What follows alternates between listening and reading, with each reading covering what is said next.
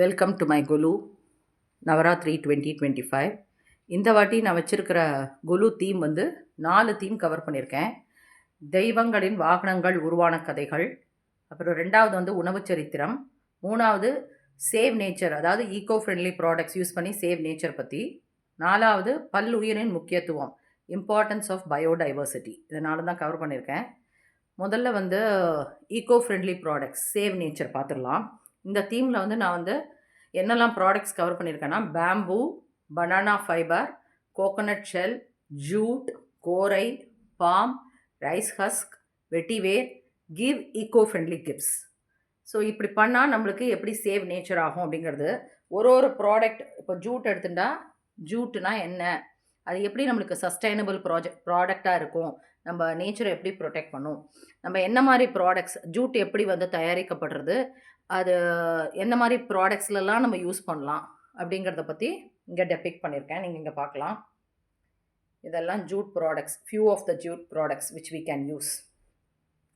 அதுக்கு அடுத்தது பார்த்திங்கன்னா coconut shell. Coconut shell use பண்ணுறதுனால என்ன யூசஸ், பெனிஃபிட்ஸ், ஹெல்த் பெனிஃபிட்ஸ், அதாவது நம்ம கட்டுக்கு ரொம்ப நல்லது, கெமிக்கல் ஃப்ரீ ஹைட்ரேஷன், நம்மளோட கொலஸ்ட்ரால் லெவலை ரெடியூஸ் பண்ணும், of course it is good for the earth. So இதெல்லாம் இந்த கோகோனட் ஷெல் பவுலில் சாப்பிடும்போது, ரெகுலராக கன்சியூம் பண்ணும்போது, இல்லை காஃபி மக்கை வந்து பிளாஸ்டிக் அவாய்ட் பண்ணிட்டு கோகோனட் மக்கில் சாப்பிட்லாம். இந்த மாதிரி நம்ம ஹேண்டிகிராஃப்ட் ப்ராடக்ட்ஸ், நம்ம பேக் யூஸ் பண்ணுறதுலாம் கோகோனட் ஷெல்லில் பண்ணலாம். ஸோ இதெல்லாம் பற்றி இங்கே வச்சுருக்கேன். அடுத்தது பார்த்திங்கன்னா கோரை கிராஸ் மேட். இதில் கோரை கிராஸ் மேட் யூஸ் பண்ணுறதுனால என்னெல்லாம் யூசஸ் அப்படின்னு, கிராஸ் மேட், அப்புறம் நம்ம ஈவன் பேஸ்கெட் கூட கோரை கிராஸில் பண்ணலாம். அதனால் நம்மளுக்கு வந்து ஸ்ட்ரெஸ் ரெடியூஸ் ஆகும், அலர்ஜிஸ் ரெடியூஸ் ஆகும், பேக் பெயின், இதனால் நம்மளுக்கு நல்ல ஸ்லீப் இருக்கும், பிளட் சர்க்குலேஷன் இருக்கும், நம்மளோட பாடி டெம்பரேச்சர் ரெகுலேட் ஆகும். ஸோ இதில் தான் இதை பற்றி வச்சுருக்கேன். அப்புறம் எர்தன்வேர் ப்ராடக்ட்ஸ், அம்மி, உரல், எர்தன்வேர் ப்ராடக்ட்ஸ் யூஸ் பண்ணுறதுனால என்னெல்லாம் யூஸ் அப்படிங்கிறத டெபிக் பண்ணியிருக்கேன். நம்மளோட ஹெல்த்துக்கு யூஸு, அதெல்லாம் நேச்சுரல் மினரல்ஸ் நம்மளுக்கு சேரும். நம்ம அம்மி உரல்லாம் கிரைண்ட் பண்ணுறதுனால கெமிக்கல் ஃப்ரீ கிரைண்டிங், அதுக்கப்புறம் நம்மளோட டெம்பரேச்சர் மெயின்டைன் ஆகும், வேஸ்ட்டை ரெடியூஸ் பண்ணலாம், நேச்சுரல் மெட்டீரியல்ஸ் நம்மளுக்கு சேரும், சஸ்டைனபிள் குக்கிங் ப்ராக்டிஸ். ஸோ இது வச்சுருக்கேன். அதுக்கு அடுத்தது பார்த்திங்கன்னா பனை. இந்த பனைங்கிறது நம்ம பனைமர தேசம், பனையில் என்னெல்லாம் ப்ராடக்ட்ஸ் நம்மளுக்கு கிடைக்குங்கிறத இதில் டெபிக் பண்ணியிருக்கேன். அதுக்கப்புறம் பனைங்கிறத யூஸ் பண்ணுறதுனால நம்ம என்ன மாதிரிலாம் யூஸ் பண்ணலாம், நம்ம இடியாப்பம் பண்ணுறதுக்கு பனை தட்டு வந்திருக்கு, அந்த மாதிரி யூஸ் பண்ணலாம். பனையிலேயே அழகான ஃப்ளவர்ஸ் வருது, இது பனையில் பண்ண ஃப்ளவர் தான். ஸோ பனை ஓலையில் அந்த பேஸ்கெட், இந்த மாதிரிலாம் நம்ம யூஸ் பண்ணோன்னா நம்ம தூக்கி போடுற ப்ராடக்ட் வந்து நேச்சரை வந்து பாதுகாக்கிறதுக்கு யூஸ்ஃபுல்லாக இருக்கும், டீகம்போசபிளாக இருக்கணும், சஸ்டைனபிள் ப்ராடக்ட்ஸ் யூஸ் பண்ணணும். அடுத்தது பார்த்திங்கன்னா இந்த ரைஸ் ஹஸ்க். ரைஸ் ஹஸ்க்குனால என்ன யூஸ் அப்படிங்கிறத பற்றி டெபிக் பண்ணியிருக்கேன். ஸோ சஸ்டைனபிள் அண்ட் நான் toxic, biodegradable and reusable. So அதை டீ ஸ்டால்லலாம் பிளாஸ்டிக் கப், பேப்பர் கப்புக்கு பற்றி ரைஸ் ஹஸ்க் கப், இந்த மாதிரிலாம் கப் இருக்குது. ஸோ இந்த மாதிரிலாம் நம்ம யூஸ் பண்ணோன்னா நம்ம நேச்சரை வந்து நம்ம சேவ் பண்ணலாம், we are doing good for the earth. அதுக்கு அடுத்தது பார்த்திங்கன்னா பேம்பு. பிளாஸ்டிக் அவாய்ட் பண்ணிவிட்டு பேம்பூவெல்லாம் யூஸ் பண்ணோன்னா நம்மளுக்கு என்னெல்லாம் யூஸ், ரினியூவபிலிட்டி, ரேப்பிட், பேம்பு வந்து சீக்கிரம் க்ரோத் ஆகக்கூடியது, ஆக்சிஜன் ப்ரொடக்ஷன் நம்மளுக்கு நிறையா கொடுக்கும், சாயில் எரோஷனை முதல்ல ப்ரிவென்ட் பண்ணுவது, பயோடைவர்சிட்டி ப்ரமோஷன். ஸோ பேம்பூவில் என்னெல்லாம் ப்ராடக்ட்ஸ் நம்ம யூஸ் பண்ணலாம், ஈவன் நம்ம ஜுவல்ஸ்லாம் கூட பேம்பு ஜுவல்ஸ் யூஸ் பண்ணலாம், பேம்பு பேஸ்கெட், இதெல்லாம் இங்கே வச்சுருக்கேன். அதுக்கு அடுத்தது பார்த்திங்கன்னா இது பனானா ஃபைபர். இந்த பனானா ஃபைபரில் என்னெல்லாம் யூஸ் அப்படின்னு வச்சுருக்கேன். அதுவும் biodegradable, strong and sustainable and zero waste production இது. ஸோ நம்ம யூஸ் பண்ணுற ஃபைல்ஸ் எல்லாமே, ஃபைல்ஸு, நம்ம ஸ்டோர் பண்ணி வைக்கிற ஸ்டோரேஜ் பாக்ஸஸ் இருக்கட்டும், பர்ஸ் இருக்கட்டும், எல்லாமே பனானா ஃபைபரில் யூஸ் பண்ணலாம் instead of plastic or any other material. Sustainable ப்ராடக்ட்ஸாக யூஸ் பண்ணணும். அடுத்தது வெட்டிவேர். வெட்டிவேர் வந்து நம்ம வெட்டிவேரில் ஹேண்டிகிராஃப்ட் ப்ராடக்ட்ஸும் யூஸ் பண்ணலாம், விசிறி யூஸ் பண்ணலாம். வெட்டிவேரை குடிநீரில் போட்டு நம்ம குடிக்கும்போது, கன்சியூம் பண்ணும்போது உடல் சூட்டை தணிக்கும், பித்தத்தை குறைக்கும், அதுக்கப்புறம் வந்து குளிர்ச்சியை உண்டாக்கும், அஜீரணத்தை போக்கும், அதுக்கப்புறம் நம்ம உடலில் இருக்கிற நச்சுக்கள் எல்லாம் வெளியேற்றும். இவ்வளோ யூஸ் இருக்குது வெட்டிவேர் நம்ம யூஸ் பண்ணும்போது. அதுக்கப்புறம் இதுக்கெல்லாம் மேலே நம்ம கொடுக்க போகிற கிஃப்ட்டு, ஏதாவது ஒரு ஃபங்க்ஷனோ இல்லை ஏதோ ஒன்றுனா நம்ம கொடுக்க போகிற கிஃப்ட் வந்து எக்கோ ஃப்ரெண்ட்லி கிஃப்ட்ஸாக இருக்கணும். பார்த்தீங்கன்னா இப்போ நான் இங்கே வந்து விதைப்பந்து வச்சுருக்கேன். இந்த விதைப்பந்தை கிஃப்டாக கொடுக்கும்போது அவங்க அதை போடும்போது ஒரு பிளான்ட் உருவாகும். இல்லை நம்ம பிளான்டபிள் பென் கொடுக்கலாம். இந்த பிளான்டபிள் நோட் புக் இதை யூஸ் பண்ணிவிட்டு அந்த இதை வந்து நம்ம பேப்பரை வந்து தூக்கி போடும்போது அதில் ஒரு சீட் இருக்கும். அதுக்கு தண்ணி ஊற்றும் போது நம்ம அது அப்படியே வளர்ந்துரும். ஸோ இந்த மாதிரி நம்ம மீனிங்ஃபுல் அண்ட் நேச்சருக்கு யூஸ்ஃபுல்லான கிஃப்ட்டை கொடுக்கணுங்கிறதுக்கு ஒரு கல்யாண செட் அரேஞ்ச் பண்ணி அதில் வச்சுருக்கேன். ஸோ இதுதான் என்னோடய ஃபஸ்ட்டு தீம். இப்போ நெக்ஸ்ட்டு தீம் பார்க்கலாம். உணவு சரித்திரம். இதில் நான் கவர் பண்ணியிருக்கிற டாபிக்ஸ் வந்து கடலில் அமிழ்தம் உப்பு, கருப்பு தங்கம் மிளகு, சஞ்சீவி தாவரம் முருங்கை, தர்பூசணி, அதுக்கப்புறம் திராட்சை, பரங்கிக்காய், மாதுளை, விளாம்பழம், முள்ளங்கி, சீத்தாப்பழம், பீர்க்கங்காய், கேரட். இது அத்தனத்தோட உணவு சரித்திரத்தை, இதனுடைய ஹிஸ்ட்ரி அண்ட் இதனுடைய பெனிஃபிட்ஸ் என்ன அப்படிங்கிறத பற்றி நான் சொல்லியிருக்கேன். ஃபஸ்ட்டு பார்த்திங்கன்னா இதில் உப்பு வச்சுருக்கேன். உப்புக்கு வந்து ஃபேமஸ் வந்து தண்டி மார்ச். காந்திஜி வந்து பண்ண தண்டி மார்ச், அதாவது சால்ட் மார்ச். அது எந்த தேதியிலேருந்து எந்த தேதி எந்த வருஷத்துலேருந்து ஆரம்பிச்சதுங்கிறத பற்றி இங்கே டெபிக் பண்ணியிருக்கேன். அப்புறம் ஒரு உப்பு மேனுஃபேக்சர் ஆகிற ப்ராசஸ், அது வந்து கடல்லேருந்து வரக்கூடிய உப்பு இருக்குது. ஸோ அதை வச்சுருக்கேன். அப்புறம் சங்க காலத்தில் உப்பை பற்றி என்னெல்லாம் சொல்லப்பட்டிருக்கு, அதாவது கொன்றை வேந்தன் உப்பில்லா பண்டம் குப்பையிலே, ஔவையார் உப்பின் சுவைக்கு மட்டும் இல்லை உப்போட ஆரோக்கியத்தின் இன்றியமையாததை பற்றியும் அதில் சொல்லியிருக்காங்க. அப்புறம் இதில் மச்சமுனி வைத்தியம்னு பெருநூல் 800 ஒன்று வச்சுருக்கேன் பாருங்கள். இதில் மச்சமுனி வைத்தியத்தில் இதில் உப்பை பற்றின குறிப்புகள்லாம் இருக்குது. இதை உப்பு வந்து எப்படி பல்வேறு நோய்களுக்கு மருந்தாக இருக்குது அப்படிங்கிறத பற்றியே சொல்லப்பட்டிருக்கு. இதை தவிர நம்மளோட அகநானூரில் கூட நெல்லின் நேரே வெண்கல உப்பு கொன்னீரோ அப்படின்னு சொல்லப்பட்டிருக்கு. அதாவது உமனப்பெண் வந்து உப்பை வந்து கூவி விற்ற நெல்லும் உப்பும் சம அளவு மதிப்பில் இருந்ததை பற்றி அந்த அகநானூறு குறிப்பில் இருக்குது. இதெல்லாம் பற்றி இருக்குது. வள்ளுவர் உப்பை பற்றி சொல்லியிருக்கிறதையும் நான் இங்கே வச்சுருக்கேன். அதாவது குறள் அதிகாரம் மென்ஷன் பண்ணி அந்த குறளை வச்சுருக்கேன். உப்பு அளவோடு அமைந்திருப்பது போல் ஊடல், அது வந்து அளவு வந்து ஊடலோட அளவு, அதாவது சண்டையினோட அளவு வந்து நீடித்திருந்தால் அந்த உப்பு சிறிதளவு மிகுந்திருப்பதை போன்றது அப்படின்னு சொல்லியிருக்காரு. அதை வச்சுருக்கேன். அது மாதிரி அப்துல் கலாம் அவர் சொன்னது, always have a unique character like salt. Its presence is not felt, but its absence makes all things better. Things tasteless. So அதை பற்றி வச்சுருக்கேன். அதுக்கப்புறம் பார்த்திங்கன்னா டைப்ஸ் ஆஃப் சால்ட், என்னெல்லாம் சால்ட்டோட வெரைட்டிஸ், அதோட பெனிஃபிட்ஸ் என்ன, ஒவ்வொரு சால்ட்டும் என்ன, அதனோட பெனிஃபிட்ஸ் என்ன, அதை எப்படி ஐடென்டிஃபை பண்ணலாம். இது பார்த்திங்கன்னா இந்த black salt, sea salt, rock salt, iodise salt, இதெல்லாம் எப்படி என்ன யூசஸ், ஒன்றுத்துலேயும் என்னெல்லாம் மினரல்ஸ் இருக்குது, இதனுடைய யூசஸ் இதை பற்றி சொல்லியிருக்கேன். அதுக்கப்புறம் பார்த்திங்கன்னா இந்த உப்பில் அந்த காலத்தில் ஏன்ஷியன் டைமில் பார்த்திங்கன்னா சேலரிஸ், ரோமன் இவங்களுக்கு வந்து சேலரிஸ், சோல்ஜர்ஸ்க்கு, ரோமன் சோல்ஜர்ஸ்க்கு சேலரி வந்து சால்ட்டை தான் கொடுத்தாங்க. ரோமன் சோல்ஜர்ஸ்க்கு சேலரியை சால்ட்டை தான் கொடுத்துருந்தாங்க. அதை பற்றி இங்கே வச்சுருக்கேன். இதுதான் உப்பை பற்றி வச்சுருக்கிறது. அடுத்த உணவு என்னன்னு பார்த்திங்கன்னா, உணவு சரித்திரம் பார்த்திங்கன்னா பெப்பர், கிங் ஆஃப் ஸ்பைசஸ்னு சொல்லுவோம். அதாவது பிளாக் கோல்டு அப்படின்னு சொல்லக்கூடிய பெப்பர். அதை பற்றி நான் மிளகோட வரலாறை பற்றி வச்சுருக்கேன். மிளகு வந்து முதல்ல தென்னிந்தியாவில் கேரளாவில் தான் கண்டுபிடிக்கப்பட்டது. அங்கேருந்து மிளகு வந்து என்னாச்சுன்னா வர்த்தகம் உலகம் முழுவதும் பரவி, பண்டைய காலங்களில் பார்த்தோன்னா மிளகு வந்து இந்தியாவில் எகிப்த், அரேபியா மற்றும் கிரேக்கம் போன்ற நாடுகளில் பரவிது.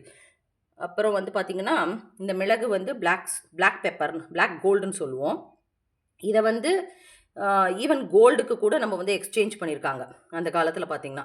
அதனால தான் மிளகை அதாவது கோல்டை வாங்கிட்டு மிளகை வாங்கிட்டு போகிற வர்த்தகம் நடைபெற்றிருக்கு.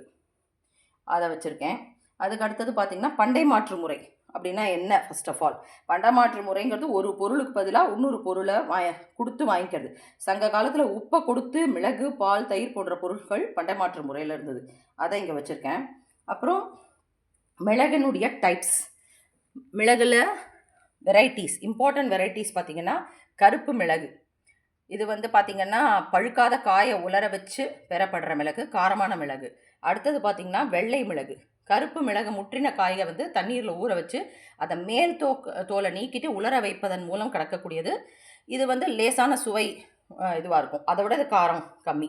அடுத்தது பார்த்திங்கன்னா பச்சை மிளகு. இது வந்து காய் பச்சையாகவே அல்லது பச்சையாக யூஸ் பண்ணுறது தான், லேசான காரம் மற்றும் புத்துணர்ச்சியான சுவை உடையது. அடுத்தது சிவப்பு மிளகு. இதை வந்து முற்றின சிவப்பு காய்களை உலர வச்சு கருப்பு மிளகை விட சற்று காரம் உடையது. இப்போ இந்த மிளகு பார்த்திங்கன்னா ஒரு கொடி வகை, அதை டெபிக் பண்ணுறது தான் இங்கே வச்சுருக்கேன். கொடி மாதிரி தான் ஏறி போகும். தென்னை மரம், பாக்கு மரம் இந்த மாதிரி இதில் தான் ஏறி போகும். அதையும் இங்கே வச்சுருக்கேன். அதுக்கப்புறம் பார்த்திங்கன்னா மிளகோட சூட்சமம் அப்படின்னா, ஒரு மிளகு சாப்பிட்டா என்ன யூஸ், 2 மிளகு சாப்பிட்டா என்ன யூஸ். ஒரு மிளகு சாப்பிட்டா போதும் இன்னும் உன்னை சுவையாக இருக்கிறதுக்கு. 2 மிளகோட 2 ஆடாதொடை இலையை சேர்த்து சாப்பிட்டா இருமல் சளி காணாமல் போகும். 3 மிளகோட வெங்காயம் சேர்த்து தலைக்கு தேய்ச்சா கேசம் முடி நல்லா பளபளன்னு இருக்கும். 4 மிளகோட சுக்கு சேர்த்து கலந்தால் நெஞ்சு வலி இல்லாமல் போகும். 5 மிளகோட சுக்கும் திப்பிலியும் சேர்த்து சாப்பிட்டா கோழை போயிடும். 6 மிளகோட பெருஞ்சீரகம் சோம்பு இடித்து சாப்பிட்டா மூல நோயை கட்டுப்படுத்தலாம். 7 மிளகோட நெய் அல்லது அன்னம் பிசைந்து உண்டால் நம்மளோட தொண்டை புண்ணு தொண்டை கட்டும் போயிடும். 8 மிளகோட பெருங்காயம் சேர்த்து சாப்பிட்டா வாந்தி கட்டுப்படும். 9 மிளகோட துளசியும் சேர்த்து சாப்பிட்டா ஒவ்வாமை அலர்ஜி வந்து போயிடும். 10 மிளகை வாயில் போட்டு சாப்பிட்டா, நம்மளுக்கு எல்லாருக்கும் தெரியும் 10 மிளகு சாப்பிட்டா பகைவன் வீட்டிலையும் நம்ம சாப்பிடலாம். ஸோ இதுதான் மிளகை பற்றி நான் வச்சுருக்கிறது. அதுக்கு அடுத்தது பார்த்திங்கன்னா திராட்சையை பற்றி வச்சுருக்கேன். திராட்சையினுடைய வரலாறை பற்றி சொல்லி, அதாவது இந்த பூமியில் மிக பழமையான தாவரத்தில் ஒன்று தான் திராட்சை. 130 மில்லியன் ஆண்டுகளுக்கு முன்பே காட்டு திராட்சை இருந்ததாக தொல்லியல் ஆய்வுகள் கூறுறது. அதுக்கப்புறம் அதனுடைய திராட்சையினுடைய வகைகளை வச்சுருக்கேன். கருப்பு திராட்சை, சிவப்பு திராட்சை, கிரீன் திராட்சை. திராட்சையில் என்னெல்லாம் சத்துக்கள் இருக்குது அதெல்லாம் பற்றி இங்கே டெபிக் பண்ணியிருக்கேன். அதுக்கப்புறம் தர்பூசணியை பற்றி அதனுடைய ஹிஸ்ட்ரியை சொல்லி வச்சுருக்கேன். அதாவது ஆப்பிரிக்காவில் இருந்து தோன்றியது. அதாவது 2000 ஆண்டுகள் கிமு 2000 வாக்கிலேயே எகிப்தியர்கள் பயிரிடப்பட்டது தான் இந்த தர்பூசணி அப்படின்னு நம்மளுக்கு தொல்பொருள் சாட்சிகள்லாம் இருக்குது. அப்புறம் தர்பூசணியில் என்னெல்லாம் சத்துக்கள் இருக்குது, அதனுடைய வேறு பெயர்கள் குமிட்டிப்பழம், தரைப்பூசணின்னு சொல்லக்கூடிய பேர்கள். எகிப்தியர்கள்லாம் பார்த்திங்கன்னா இந்த தன்னோட கல்லறையில் தர்பூசணி ஓவியங்களையும் விதைகளையும் வச்சு அதை ஒரு முக்கியமான உணவாக கருதியிருக்கிறார்கள். அதை பற்றி வச்சுருக்கேன். பரங்கிக்காயினுடைய ஹிஸ்ட்ரி பற்றி சொல்லியிருக்கேன். பரங்கிக்காய் வந்து வட அமெரிக்காவை தாயகமாக கொண்டது. பரங்கிக்காயில் என்னெல்லாம் சத்து இருக்குது, அமெரிக்காவில் பரங்கிக்காய் வளர்க்கும் போட்டியில் ஒரு பெரிய கின்னஸ் ரெக்கார்டை ஏற்படுத்தியிருக்கார் ஒருத்தர், அதை பற்றி சொல்லியிருக்கேன் அதில். அதுக்கப்புறம் பார்த்திங்கன்னா மாதுளம்பழத்தினுடைய ஹிஸ்ட்ரி. 8000 ஆண்டுகளுக்கு முன்பே மாதுளம்பழம் இருந்ததுங்கிறதுக்கு வரலாறு இருக்குது. பெரும்பானாற்றுப்படையில் பார்த்திங்கன்னா மாதுளை, துருப்பயிறு, பசுங்காய், போழோடு கறி கலந்து அப்படின்ற குறிப்பே இருக்குது. மாதுளையில் என்னெல்லாம் சத்துக்கள் இருக்குது, பொட்டாசியம் சத்து ஜாஸ்தி இருக்குது இதில்.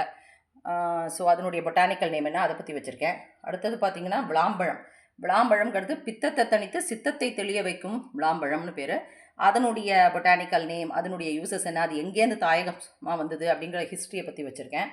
அடுத்தது பார்த்திங்கன்னா முருங்கையை பற்றி தாளி, முருங்கை, தழை, தூதனம், பசலை அப்படின்றது வந்து அகத்தியர் குணவாகடத்தில் சொல்லப்பட்டிருக்கு. முருங்கை பார்த்திங்கன்னா ஆக்சுவலாக ஒரு சஞ்சீவி தாவரம். அதனுடைய தாவரவியல் பெயர், அது பெயர் வர காரணம் என்ன, வேறு பெயர் என்ன, அதில் என்னெல்லாம் சத்துக்கள் இருக்குது அதெல்லாம் பற்றி வச்சுருக்கேன். இதுதான் என்னுடைய செகண்ட் தீம். ஒரு வாட்டி காட்டுறேன் உங்களுக்கு இதை.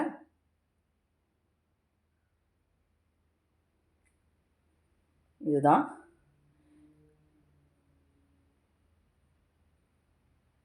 என்னுடைய செகண்ட் தீம், உணவு சரித்திரம் அப்படிங்கிறது.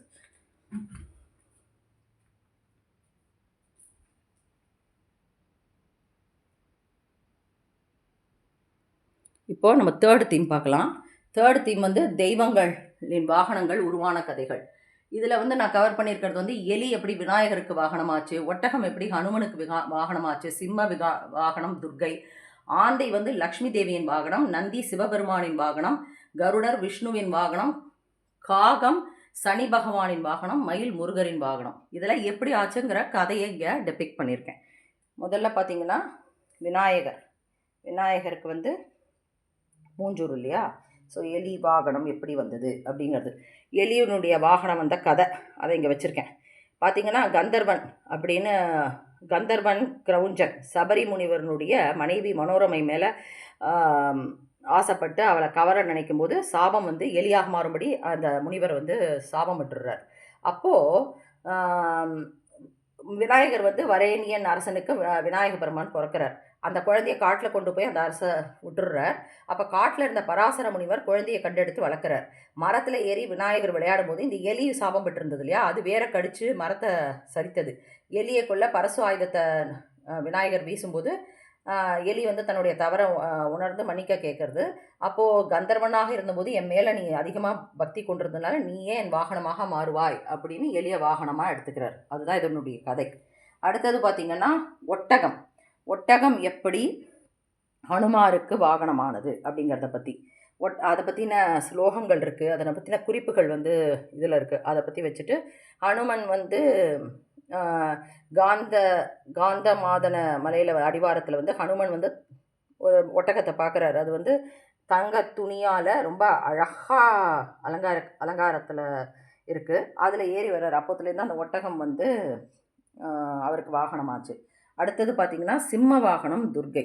இது எப்படி சிம்ம வாகனம் எப்படி துர்கைனா, அரக்கர்களின் ராஜா ரம்பையின் மனைவி மகிஷினி வந்து கர்ப்பமாக இருந்தபோது மகிஷினி தன் கணவன் செத்து போனதுக்கப்புறம் நெருப்பில் விழுந்து தன்னோட உயிரை மாச்சிக்க நினைக்கிறான். அப்போ நெருப்புலேருந்து ஒரு மனிதனின் உடல், ஆனால் எருமை தலை உடைய அரக்கன் மகிஷாசுரன் மகனாக எழுந்து வந்தான்.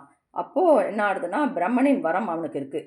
யாருமே இந்த உலகத்தில் இருக்கிற யார் ஆனாலையும் அவனை கொல்ல முடியாது, யாருமே கொல்ல முடியாது. அப்போது ஒரு பயங்கரமான வரத்தை பெற்றிருக்கிறதுனால மகிஷாசுரனை கொல்றதுக்காக 3 கடவுள்களும் தங்களுடைய சக்தியை எல்லாம் சேர்த்து ஒரு பெண்ணை பராசக்திய தேவியை உருவாக்குறாங்க. சிம்ம வாகனத்தில் அன்னை சக்திக்கும் மகிஷாசுரனுக்கும் கடுமையான போட்டி நடக்கும்போது மகிஷாசுரனை வதம் செஞ்சு சிம்ம வாகனத்தில் வந்ததுனால சிம்மம் வந்து, அதாவது சிங்கம் வந்து அவளுக்கு வாகனமாகுது. அதுக்கு அடுத்தது பார்த்திங்கன்னா லக்ஷ்மி தேவி. லக்ஷ்மி தேவி பார்த்திங்கன்னா எப்படி ஆந்தை அவளுக்கு வாகனம் ஆச்சுங்கிறத பற்றி டெபிக் பண்ணியிருக்கேன். அவள் ஒரு போட்டி வைக்கிறாங்க. இந்த காட்டில் இருக்கிற விலங்கு தன்னுடைய வாகனத்தை தேர்ந்தெடுக்க போட்டி வைக்கும்போது, யார் என்னை வந்து அமாவாசை இரவில் நான் வருவேன், அப்போ யார் என்னை வந்து ரொம்ப விருந்தோம்பலை நல்லா பண்ணுறீங்களோ அவளை தான் நான் வாகனமாக தேர்ந்தெடுப்பேன்னு சொல்கிறாள். அப்போது கார்த்திகை மாதம் அமாவாசை இரவில் லக்ஷ்மி தாயாருக்கு பூமிக்கு வரும்போது ஆந்தை மட்டும்தான் முழிச்சுட்டு அவரை நன்னா பார்த்துக்கிறது. ஸோ அவள் அந்த ஆந்தை வந்து அவளுக்கு வாகனமாக ஆயிடுறது. ஸோ அதுதான் இந்த கதை. இந்த கதையை வச்சு அதை டெபிக் பண்ணியிருக்கேன். அடுத்தது பார்த்திங்கன்னா சிவபெருமான். ஃபஸ்ட்டு காகம் சனி பகவானின் வாகனம். சனி பகவான் வந்து சிவனை நோக்கி தவம் பண்ணியிருக்கும்போது ஒரு காக்கம் வந்து அவரை வந்து ரொம்ப துன்புறுத்திகிட்டே இருக்குது. தியானத்தில் இருந்த சனி பகவான் கோவம் வந்து ஏன் சத்தம் போட்டு கொண்டு இருக்கிறான்னு கேட்குறதுக்கு, உங்களை அருளை பெறுறதுக்குன்னா நான் சத்தம் போட்டுருக்கேன் அப்படின்னு சொல்கிறது. உடனே அவர் சொல்கிற, சரி நீ வந்து என்னை தேடி வந்ததுனால என்ன வரம் வேணும்னு கேட்டோன்னா, நான் வந்து உங்களுடைய வாகனமாக இருக்கணும், எப்போவுமே உங்களோட இருக்கணும்னு கேட்கும்போது அந்த வரத்தை கொடுக்குறாரு. ஸோ அப்படித்தான் இந்த காகம் வந்து சனி பகவானின் வாகனமாக மாறியது. அதுக்கு அடுத்தது பார்த்திங்கன்னா நந்தி எப்படி சிவபெருமானின் வாகனமானது அப்படிங்கிறத பற்றி வச்சுருக்கேன். சிலாதருக்கும் சித்திரவதிக்கும் சிவனருளால் ஜபேஸ்வரன் அப்படிங்கிற ஆண் குழந்தை கிடைக்கிறது.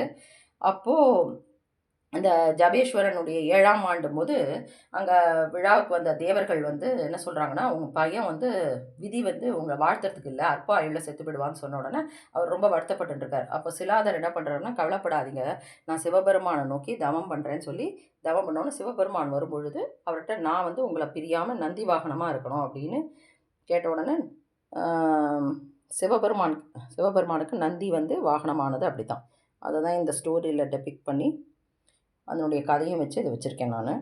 அதுக்கு அடுத்தது பார்த்திங்கன்னா கருடர் எப்படி விஷ்ணுவுக்கு வாகனமானார் அப்படிங்கிறது. கருடர் வந்து காஷ்யப முனிவரின் மகன். தன்னுடைய தாயார் வினதையும் அவருக்கு சகோதரனையும் மாற்றாந்தாய் வந்து பாம்பு அடிமைத்தனத்துலேருந்து அவள் ஒரு போட்டி வைக்கிறாங்க. அதில் வந்து ஹார்ஸ் வந்து ஒயிட் கலர் வாலோடு இருந்ததுன்னா, ஒயிட் கலர் வாலில் தான் ஆக்சுவலாக அந்த ஹார்ஸ் இருக்குது. ஆனால் இந்த மாற்றாந்தாய் குழந்தைகள் வந்து பாம்பு இல்லையா, ஸோ அவங்க வந்து பாம்பை சுற்றி அதை வந்து பிளாக் கலர் மாதிரி ஆக்கிடுவாங்க. ஸோ அந்த கருடரும் அவருடைய தாயார் எல்லாரும் வந்து அவளுக்கு அடிமைப்பட்டு போயிடுவார்கள்.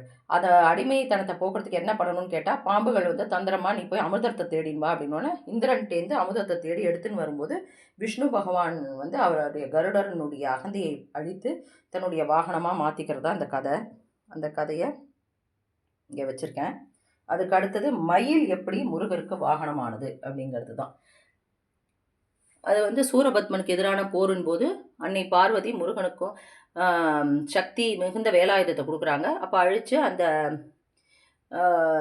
அந்த அந்த அரக்கனை சூரபத்மன் அழித்து அவனை மயில் வாகனமாகவும் வேலை அதாவது சேவலை வந்து கொடியாகவும் வச்சுக்கிறார். அப்படித்தான் இந்த வாகனம். ஒரு வாட்டி இதை காட்டுறேன் நான். இதை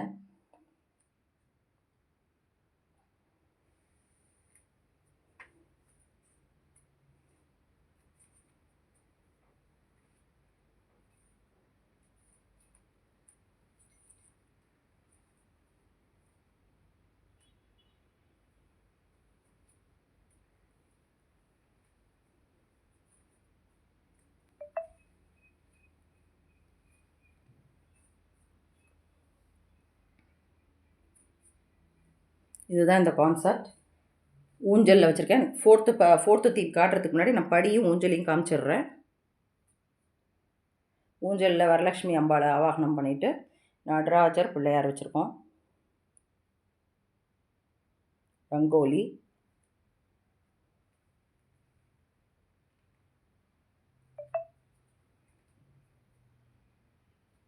படியை காட்டுறேன்.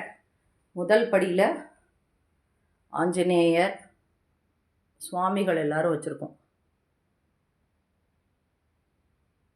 ரெண்டாவது படியில் அஷ்டலக்ஷ்மி, துர்கை, சரஸ்வதி, லக்ஷ்மி, அப்புறம் தசாவதாரம். மூன்றாவது படியில் நரசிம்மர், அப்புறம் கருடாழ்வார், அப்புறம் பாலாம்பிகை, நடராஜர், அப்புறம் கருமாரியம்மன், அன்னபூரணி அவளெல்லாம் வச்சுருக்கோம். நாலாவதில் 18 சித்தர்கள், அப்புறம் என்னுடைய ரேர் வெரைட்டிஸ் ஆஃப் சங்கு நான் கலெக்ட் பண்ணியிருக்கேன், அதெல்லாம் வச்சுருக்கேன். அதுக்கப்புறம் பாண்டுரங்கர், மகான்கள், ஆச்சாரியார், ராகவேந்திரர் அவள்லாம், ராமானுஜர் அவள்லாம், அப்புறம் மீராபாய் அவள்லாம் வச்சுருக்கோம். அஞ்சாவது படியில் மனிதர்கள், அப்புறம் செட்டியார், அங்கேயும் ரேர் வெரைட்டிஸ் ஆஃப் சங்கெல்லாம் வச்சு, அதுக்கப்புறம் கும்பம், அதுக்கப்புறம் பார்த்திங்கன்னா தஞ்சாவூர் தலையாட்டி பொம்மை, அப்புறம் நவரசங்கள் என்னலாம் அப்படிங்கிறது வச்சுருக்கேன். இங்கே பாவை விளக்கு, லாஸ்ட்டில் பாவை விளக்கு வச்சுருக்கோம். இப்போ நான் ஃபோர்த்து தீம் உங்களுக்கு காட்டுறேன். ஃபோர்த்து தீம் என்னன்னு பார்த்தீங்கன்னா பல்லுயிரின் முக்கியத்துவம், அதாவது இம்பார்ட்டன்ஸ் ஆஃப் பயோடைவர்சிட்டி. ஒரு பயோடைவர்சிட்டி இருக்கிறதுனால நம்மளுக்கு வந்து சாயில் ஃபார்மேஷன் ப்ரமோட் ஆகும், provision of food resources for humans, good health of all living beings, natural resources protect ஆகும், நேச்சுரல் டிசாஸ்டர்லேருந்து நம்ம ரெக்கவர் ஆகலாம், ஃபுட் செயினை மெயின்டைன் ஆகும், ஜெனட்டிக் டைவர்சிட்டி மெயின்டைன் ஆகும், ஈகோசிஸ்டம் பேலன்ஸ் ஆகும். இவ்வளோ ஹெல்ப்ஃபுல் வந்து இந்த இம்பார்ட்டன்ஸ் ஆஃப் பயோடைவர்சிட்டி. ஸோ இது பார்த்திங்கன்னா பல்லுயிர் வந்து நம்ம மட்டும் மனுஷன் மட்டும் கிடையாது, பறவை, விலங்கு, பூச்சி, இருவாழ்விகள், ஊர்வன, மீன்கள், இப்படி எல்லாமே வந்து இருவாழ்விகள்னால் நிலத்துலேயும் நீர்லேயும் வாழக்கூடியது. அதே மாதிரி திருக்குறளில் இதை பற்றி என்ன சொல்லியிருக்கு, பகுத்துண்டு பல்லுயிர் ஓம்புதல் நூலோர் தொகுத்தவற்றுள் எல்லாம் தலை. அதை மட்டும் இல்லை, ஈகாலஜிஸ்ட் தாமஸ் லவ்ஜாய் அவர் இதை பற்றி சொல்லியிருக்கார். Biodiversity is the greatest treasure we have, it's diminishment is to be prevented at all cost. So இதுதான் என்னுடைய தீம். ஸோ இதுக்கு நான் என்னெல்லாம் வச்சுருக்கேன் அப்படின்னு பார்த்தீங்கன்னா,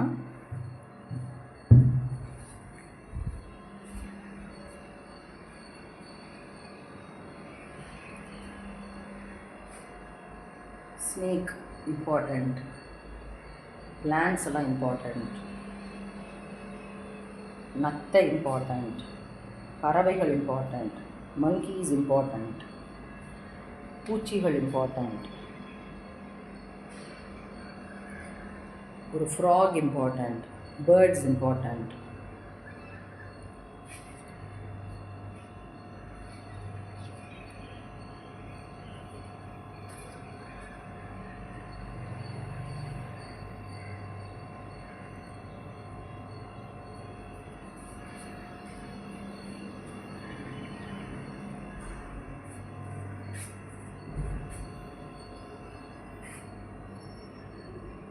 பட்டர்ஃப்ளைஸ் இம்பார்ட்டண்ட். இது மாதிரி மிருகங்கள் எவ்வளோ இம்பார்ட்டண்ட், பூச்சிகள் எவ்வளோ இம்பார்ட்டண்ட், மீன்கள் எவ்வளோ இம்பார்ட்டண்ட், ஒரு ஃப்ளவர்ஸ் எவ்வளோ இம்பார்ட்டண்ட் மகரந்த சேர்க்கைக்கு, எல்லாத்தையும் சொல்லியிருக்கேன். இதெல்லாம் மிருகங்கள். இதில் பார்த்திங்கன்னா உலகத்தில் விலங்குகளோட பங்கு என்ன, எதுக்கெல்லாம் விலங்குகள் யூஸ் ஆகுது, பறவைகளோட பங்கு என்ன, கடல்வாழ் உயிரினங்களோட பங்கு என்ன, இதெல்லாம் இந்த சைடு வச்சுருக்கேன். இந்த சைடு பார்த்திங்கன்னா ஒரு மகரந்தத்துடைய பங்கு என்ன, இது மாதிரி பூச்சிகளுடைய பங்கு என்ன, ஒரு பூச்சி, மகரந்தம், பறவை, கடல்வாழ் உயிரினம், விலங்கு எல்லாத்தினுடைய பங்கையும் வச்சுருக்கேன்.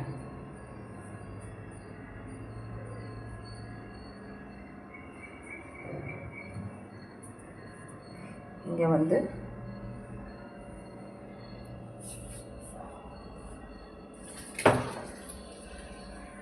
Water resource,